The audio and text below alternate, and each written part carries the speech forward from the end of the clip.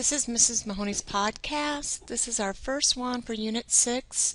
We're on page 3 in our new packet. And today you need to have your periodic table out with you and a calculator and as obviously the packet as well. So we're going to look at percent composition. Okay, well composition, just this word right here, what does that mean? It means the makeup. So if you're looking at something, the makeup, I'm going to be looking at what each compound, the amount, and we're going to just say it by percentage. And it's going to be a percentage by mass. Well, we have two different ways. Here's our formula. And any way of percentage is always the part out of the whole. Part out of the whole.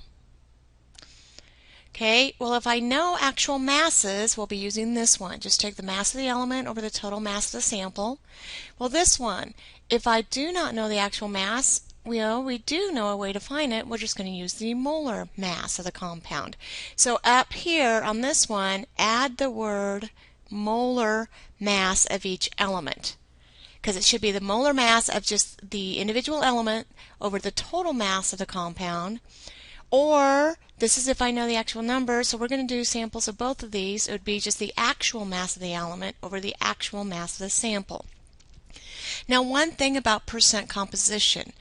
So just right over here, one fact you need to know to help us solve some problems. Percent composition is always the same for a compound. And hopefully that should kind of make sense, because if I want to write the formula for magnesium chloride, it's always MgCl2. Two magnesiums are needed for one magnesium. Two chlorides are needed for one magnesium. Therefore, when I start doing the math has to be the same also. So let's just start doing some of these. So these are how these problems are going to work. It'll just say find the percent composition, and this time it tells me of ammonium carbonate. So there's ammonium carbonate. So look at what I have in ammonium. There's some nitrogen, hydrogen, carbon, and oxygen. Well, this time they'll look at it, give me actual numbers. So since it gave me actual numbers, to write these, just write out what I know. Well, I need to know how much nitrogen. I need to know how much hydrogen is in there. I need to know, what else do I have? How much carbon and how much oxygen. So when you do a percent composition, you will not have just one answer. You have to tell me how many percentages of each compound, of each elements make up that compound. And since I have 4 different elements, I'm going to have 4 different percentages. Okay, since this one gave me the actual amounts, I'm just going to use those amounts. So the part of nitrogen, I look right here. Here's nitrogen. So I have 3.11 grams over 15 grams.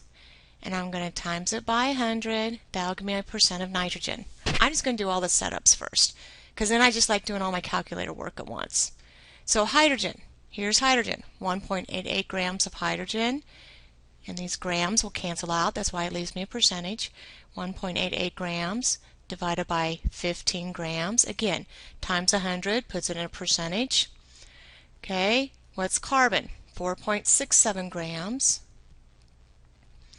Out of the same. So on all of these, if you've noticed, this number, the bottom number, is going to be the same every time you do a percent composition. The whole stays the same.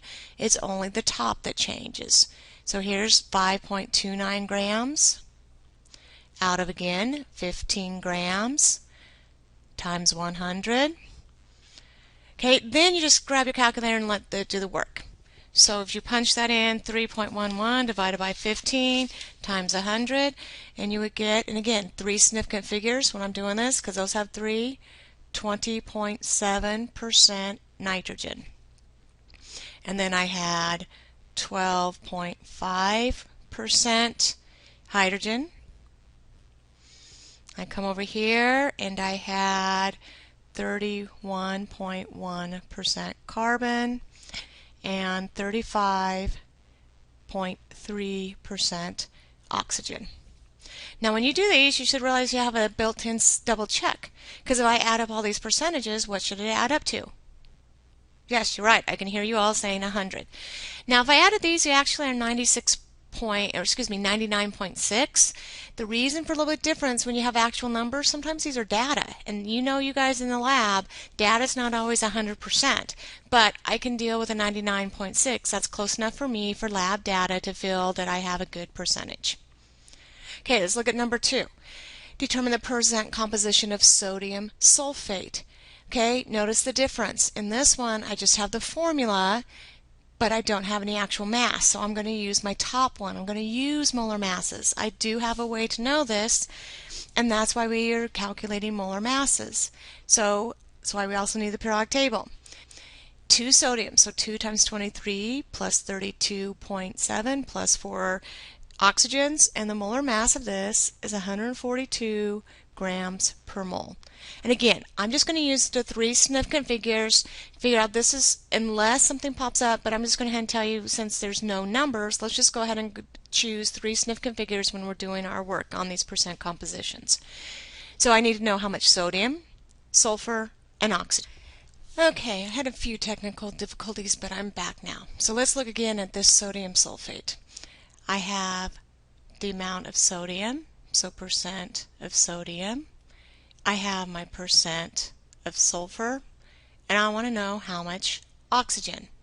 And if I know this, I will know any compound, I don't care where the source, will always have this amount in it.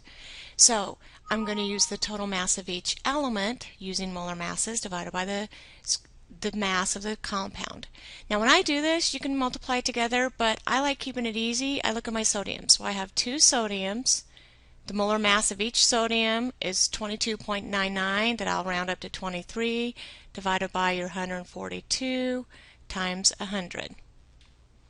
Okay, sulfur. There's only one sulfur. Each sulfur, 32.1, I believe, divided by 142 times 100.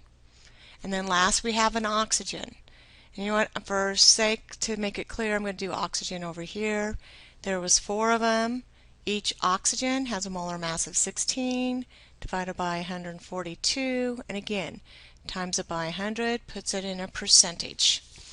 Then I just can grab my calculator and let it all work. So I have 32.4% sodium. I have 22.6% sulfur. And I have 45.1% oxygen. Okay, I'm going to leave this one for you because it's pretty much the same. I want you to, this is where we'll start with tomorrow, but I'm going to go ahead and do in 4 and 5 because let's just look at some other applications of it. These are special compounds. These are called hydrates.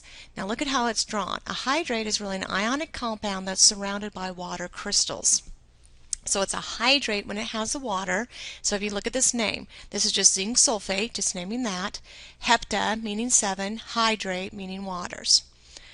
Okay, so I have a 20 gram of sample. Now, I heated it, and what this gave me was an anhydrous. This means without water. So you can figure out how many waters there are, how much percentage is water. So if we look at why did the mass go down? Well, 20 grams minus your 14.5 grams. That means in this compound, 5.5 grams is water. So then to figure out, well, what percentage is water in this compound? Part out of the whole. 5.5 grams out of the whole 20 grams. Again, times 100. So it's telling me in this, and again, look at, I lost the sig fig to only 2. This is 28% water in that compound. That's a lot of water. But look at 7 hydrates. That is a lot of water. So I'm comfortable with that. Okay, let's look at another application. This says calculate the mass. Oop, that's just like a huge typo. So let's just change this fluorine, because we can't change it to something else, to bromine. So I want to know how much mass of bromine in 25 grams of copper 2 bromide. First, it looks like it can't be solved. But let's go back to what we said. In any sample of copper bromide, I can figure out what percentage is bromine and what percentage is copper. From that, I can use it to figure out percentage. You can set a proportion if you want to figure out how much bromine is in there. So I only need to figure out then the percentage of bromine. I don't have to really worry about copper in this one. But I do need the molar mass. So it is 223 grams per mole, because 63.5 plus 79.9 times 2, again I rounded it to only 3 significant figures. So if I looked, how much bromine do I have in any sample?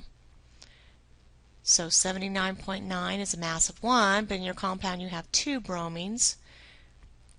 So if I'm looking at it, I know in any compound I have, and again, I don't care what the source is, if it's copper 2 bromide, 71.7% of it is bromine.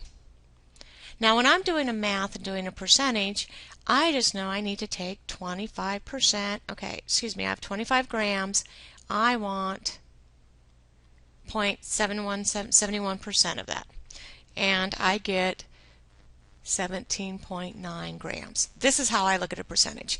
Some of you are definitely going to be more comfortable, set it up as a proportion, and that's fine. You know 71.7% is going to be what out of 25. If you notice, we get the same way. I just take it in a shortcut, because what do? Cross multiply, so you have 0.717. Well, what is 0.717 divided by 100? 71.7 divided by 100 is 0.717. That's where that came from. Cross multiply times 25, you get to that same thing. You get the same answer. And you can do that because back in the beginning we said the composition is always the same in every compound. Therefore, you can use it to solve for an unknown amount.